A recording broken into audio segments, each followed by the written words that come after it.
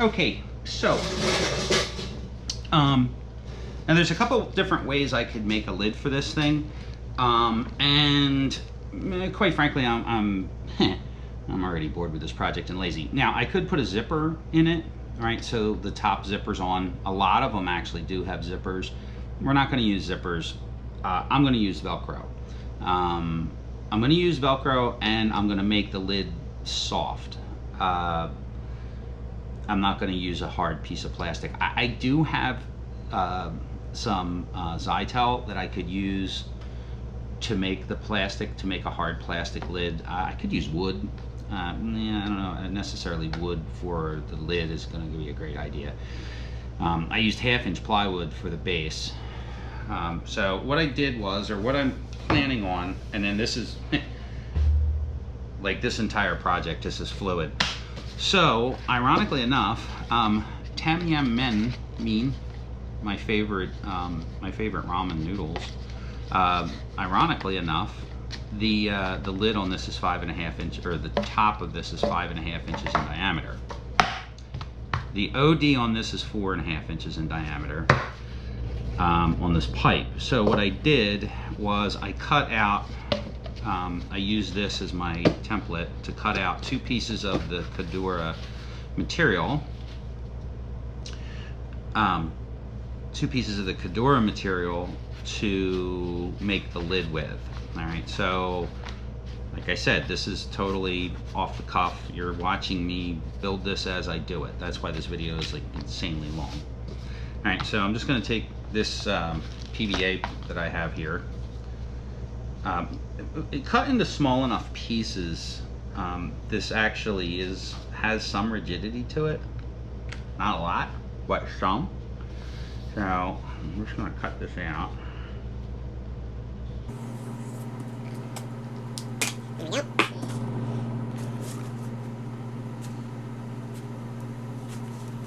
Harbor Freight scissors work just fine for this. It doesn't need to be perfect, it just needs to be pretty damn close. And I'm cutting on the outside of the line again to give myself a little bit extra room.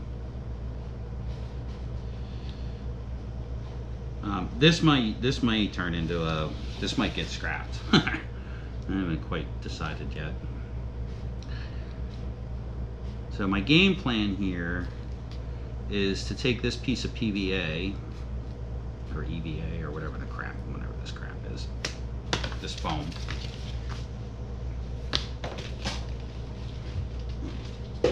Gently put that away. And so that in there like that. And I want to sew all around the edge. And I may actually glue that in there real quick, so it's relatively centered. And then I'm going to take a piece of fabric, which this obviously isn't long enough. I need to cut some more fabric and make a loop around the outside so it'll look like this. So this is the lid, this is the top of the lid, and then I'm going to put a piece of fabric down the side here, and then I'm going to put a little piece of strapping on one end. Okay, so this is the tube. And I'm going to put a piece of strapping from here, this is the lid, to the lid, and then probably some Velcro, a couple little tabs of Velcro along the top edge. Now the bummer with that is I have to put this thing together before I can figure out exactly where I'm going to put the Velcro, because this is designed, or is the plan here is for this to go to wrap in here. Now I could, and I might, just randomly plop a piece of Velcro, like a Velcro strip in here somewhere. And then if I have to, I can lengthen or shorten the Velcro tab that's going to be on this side. So I don't know if that makes any sense. The other thing I just realized is I may have to make this piece a little smaller. I don't have an infinite amount of material. I have a good bit of material, but I don't have an infinite amount of material. So I'm thinking that I'm going to make this a little bit smaller, because as this stands right now, this is over top like that. So I may trim this piece down just a little bit more. I might actually do on the inside. So once this is sewed into here, I may have to get the sail right out to do this. Once this is sewed in, it'll be sewed along here. So it should be pretty stiff. Not super stiff. I mean, it's still going to have a little flop to it. But a little flop is okay.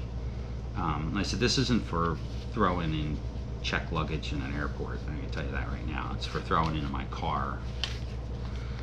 So let's trim some more of this off of here. We're going to cut on the inside of the line now. And then I can even actually cut. I can take even more off of this if I wanted it to fit on the inside, which I could do too. Circles are interesting because you cut a little bit off and it makes the circle a lot smaller. Damn you, geometry.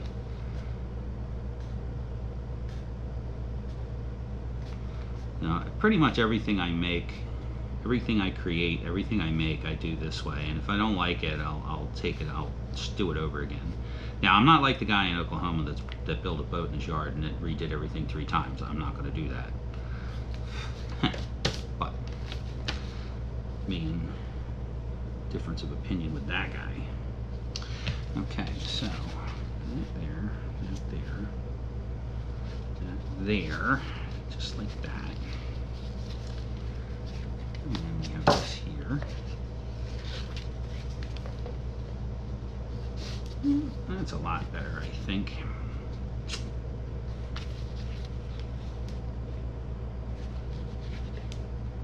Yeah, I think that'll work. I may have to put a smaller foot. I may have to put a smaller foot on my thing.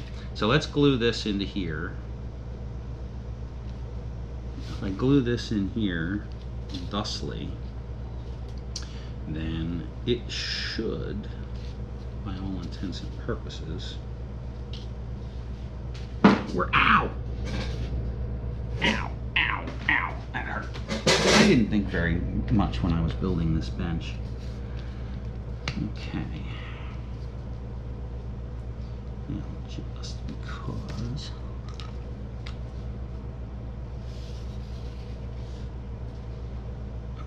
Make sure it's relatively centered. Okay, over there, that's relatively centered. Oh well. I'm gonna just put a little CA glue in here. Just a little, just to hold it in place. This EVA glue really loves this CA glue. Or the EVA plastic rubber here really likes this CA glue. I do want to get rid of that nuggets there. You use this. I didn't have to put any hardener on this the last time. It pretty much stuck instantly.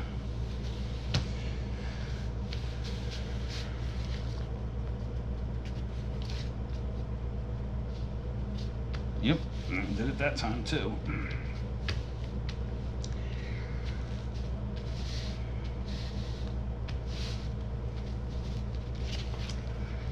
Now you're saying, well, you have a raw edge. Yeah, I do have a raw edge. I'm going to figure that out in a minute. I probably should have made this piece way bigger. We'll see how it goes. We'll see how it works out. Maybe this will work. If it doesn't work, then we'll just do something else. Okay, so that's that, that's that. We're going to put a little bit more glue in here. Let me give this glue. Normally I would use contact cement with this stuff, but this particular, it seems like it's working pretty good actually. I have a love-hate relationship with CA glue. Sometimes it works, oftentimes it doesn't. It's crazy, that's for sure. Roller here. here just to make sure. I'm gonna give this a minute to dry, or set, or whatever you want to call it.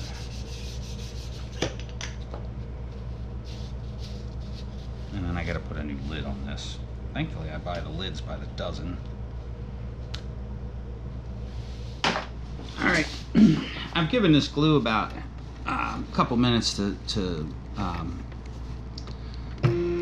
I've given the glue a couple minutes to dry. And one of the things I did, I'm not going to show how I did it. There's a button on the side of the machine that allows you to move the needle to one side or the other side. I moved the needle, instead of taking the pressure foot off and changing it, instead of changing the pressure foot, I just moved the needle all the way over to the side. I did that for a couple of reasons. One is I really don't have a small enough pressure foot to do what I wanted to do, and I want to run the seam right along this edge here.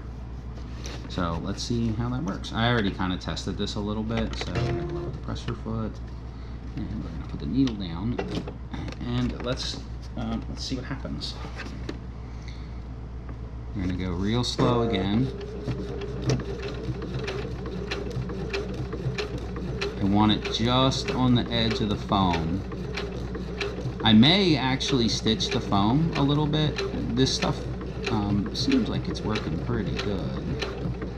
Like the machine is stitching through it. This foam is very soft. It's very thick, but it's also very soft. And I'm trying my best to keep it as even as I can. Oh, you rat. I just had an epiphany. Oh, hopefully I have enough. I have to spool it bobbin. So I'm right on the, oh, there it goes, it jammed up.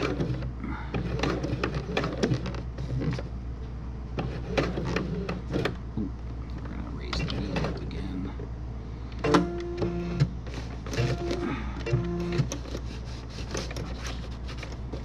I was afraid of that. Yeah. Alright, so I spoke a little too soon.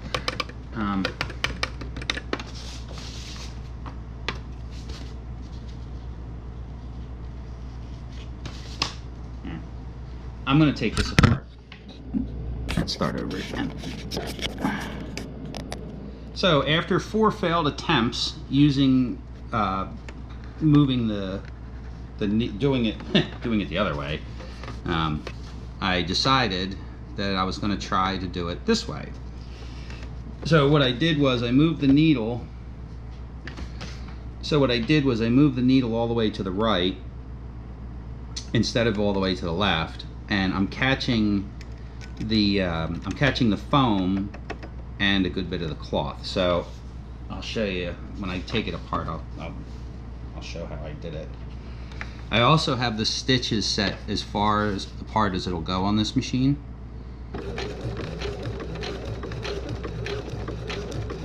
And it's doing what I want it to do this time, which is to just barely catch the edge of the foam. Okay, we're going to run over that stitch and we're going to go backwards. And we're going to go forwards again.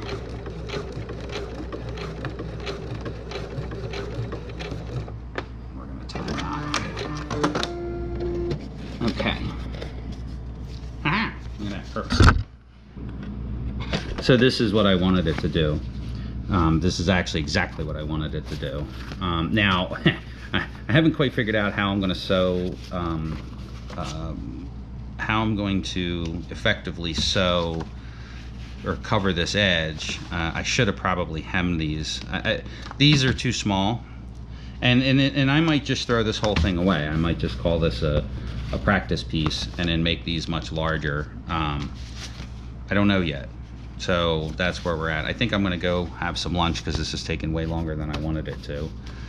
And then we'll go from there. But that's what I wanted it to do. And the machine did exactly what it was. So what I did was, I'll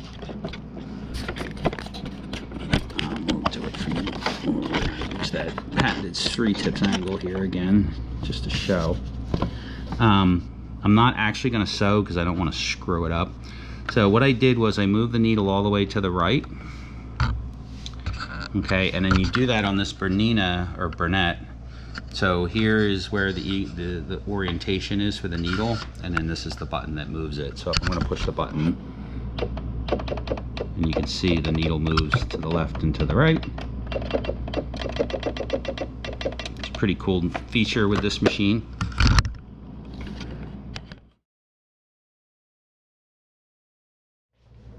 Okay. Oh my gosh. This is a never-ending project. This video is going to be like three freaking things long. All right, now the short story here is there is a mathematical formula to do this. I know that. The longer story is I don't know that formula. I have a machinist handbook right next to me, and I am not going to get it out because it's just not worth it for me to do that. Now, so what did I do? So just as a visualization, I thought it might be a good idea to make a pattern before I go and cut this piece here, which I actually already did this once. So this is my this is my piece, and I did it this way, okay? But I wanted to, before I cut this one, I thought it'd be a good idea to make a pattern. Now, obviously, the more times you shrink something, the more even it's going to be around the circumference. I understand that. So this is how much it has to be shrunk to make it do what I want it to do. In sheet metal, you use a Lancaster shrinker or you use a riffler to make this happen. In this particular case, we're kind of using a riffler here. It's like a hand, it's like a hand riffler. Okay, so now we have a circle. Okay, and the problem with this circle is it's uneven at the bottom. Okay, now how am I going to fix that? Well, and the other thing is with cloth, with the material that I'm using, I'm going to have way too much material in here to make this work right. So I'm going to fold it back on itself again. Get a nice good crease in it. And then I'm going to cut it.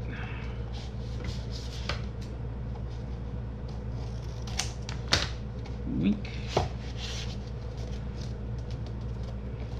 Now, if I had, it's just like a, what do you call it? A cupcake cup thingamajigger. Okay.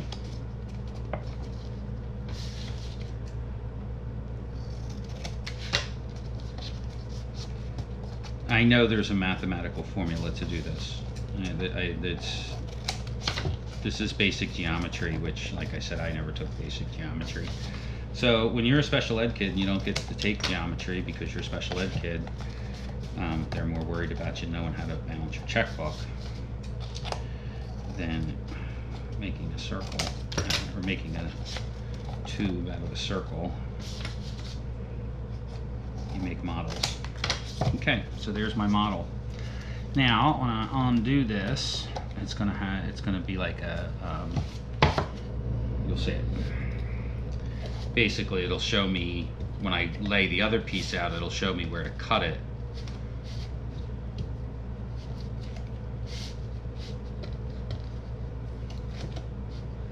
Even though I'm just gonna cut it the same way on the other one.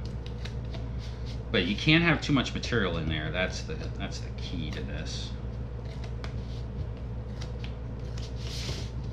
Ta-da. Same way you make a bar stool top. Alright, so look. That's what we got going on here. Now, I can go over, I can take these pieces of tape off of here. I can flop the other piece down on it, or put this on top of the on top of my already made part, which what I should do is remake that for the third time, but I really don't feel like doing that. This project has already exhausted my patience. I really want to get on to my other project. Okay, so just because I want to check these, they're relatively close. That one's a little bit far in, that one's a little far in, that one's a little far in, and these are a little short, but that's because this wasn't properly placed on top of the thingamajigger. So now we're going to pull this one over here. We're going to untape this one. We're going to rip this off of here.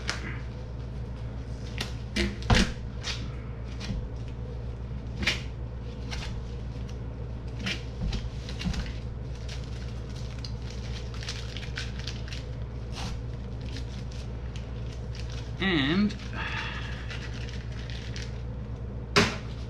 waste of tape. I'm going to stick this on here like that.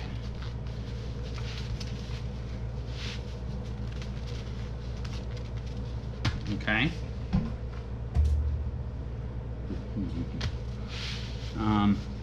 Yeah, we're going to stick that on top of there like that. And I think what I might do,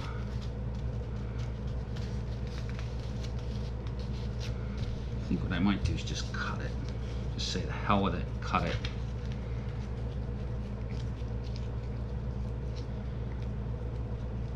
I think I might just do that. I might just say, the hell with it, God hates a coward. Let's make this happen. But I do think, no, I can just cut it. All of this is going to be hidden. This whole ugly menagerie of ugliness is going to go away. You'll never see any of it. So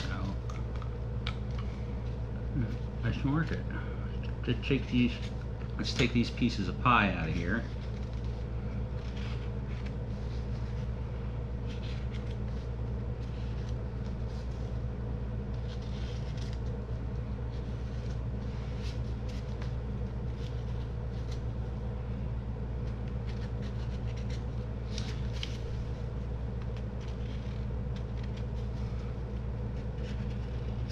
And hope that I'm right. Right? It's only expensive fabric. It's not, it's not imported Italian rayon or anything, but it's definitely not cheap shit. Okay, so we got that.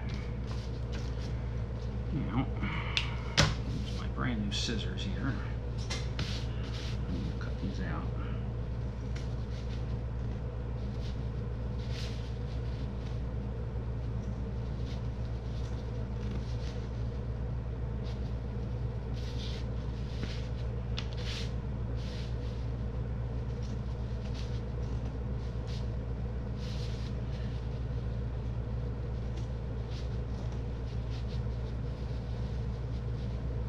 Now, if push comes to shove, which it may, I may have to get the sail right out to do this.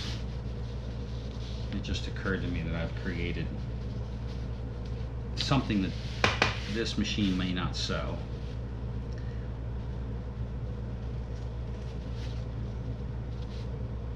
At least not without choking.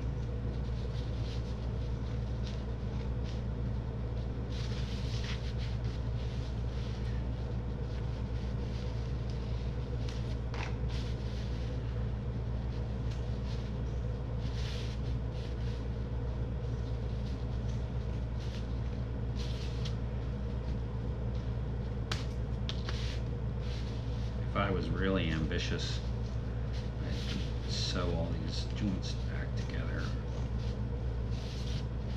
But I'm not really that ambitious, I don't think. They're all going to get sewed anyway.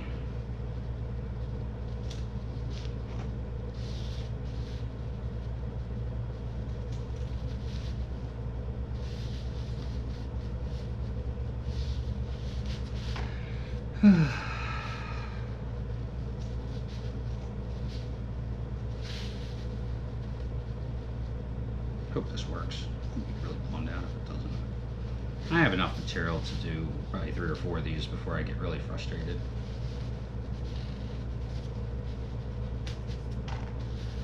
All right.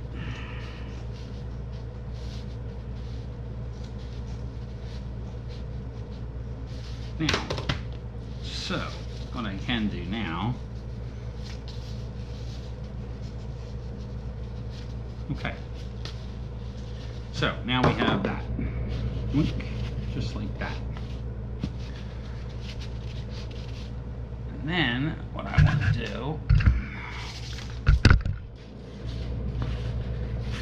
is go that far around it, leave a little extra.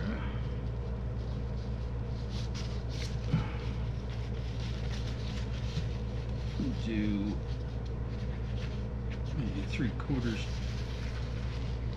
of an inch here.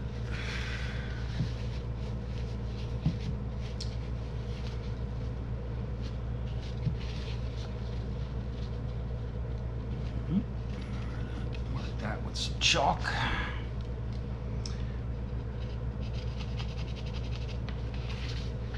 Oh,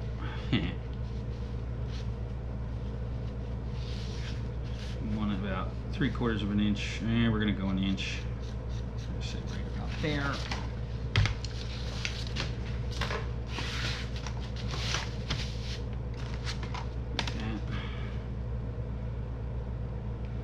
To the square. Just like that.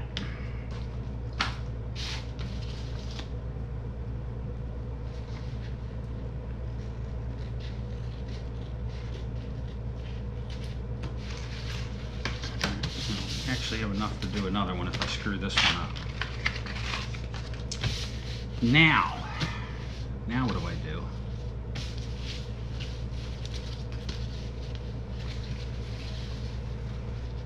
I think get this, trim this off.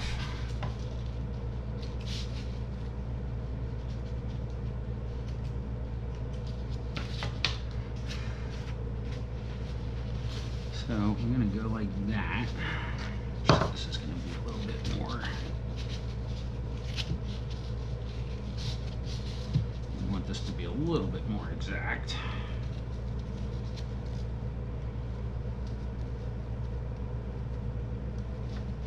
Scale right here. So that's 7/8 of an inch. 7/8 of an inch. Go over here. 7/8 of an inch seam allowance.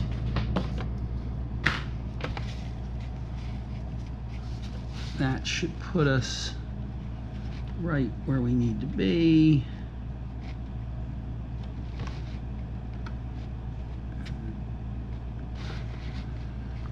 Really kind of bums me out that that line doesn't come all the way down there. Could probably, yeah, we're gonna do 7/8. Oh, I want that centered.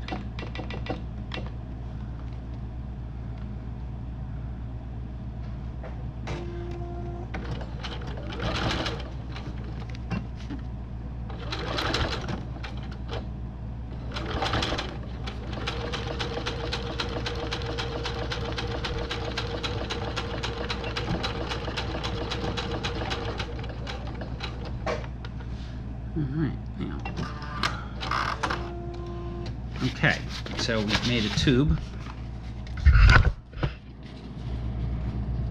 which should fit snugly, maybe too snugly, over the top of this. Too snugly. Way too snugly. Okay. Alright, well that's what they make seam rippers for.